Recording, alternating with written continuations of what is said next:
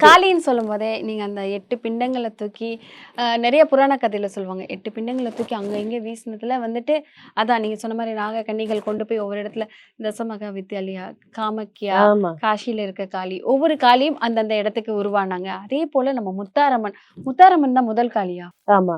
அதாவது அந்த உடம்பு பிஞ்சு விழுந்த இடம் தான் காமக்யா இவங்க எல்லாம். இவங்க 8 பேரும் தனி ஸ்பெஷல். ஓ!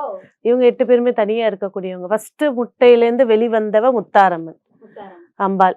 காளி ரூபமாக, வெண்மை ரூபமாக வெளிவந்தவ அவ.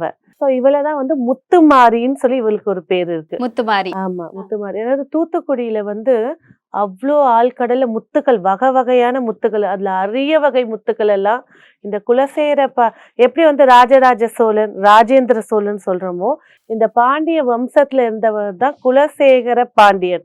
அவருக்கு வந்து அம்பால வந்து நேர்ல பார்க்கக்கூடிய தரிசனம் கிடைச்சது வந்து இந்த மண்ணுல தான். அது அவர் வந்து கடல்ல இருந்து வரக்கூடிய அரிய முத்தெல்லாம் மாலையா கோத்து அம்பாளுக்கு போட்டுருவாராம்.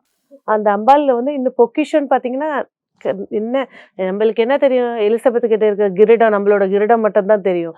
அதை விட விலை மதிப்பு மிக்க முத்துக்கள் எல்லாம் அவதான் வச்சிருக்கா. முத்தாரம்மன்ட்ட தான் இருக்கு. ஆமா. ஆ.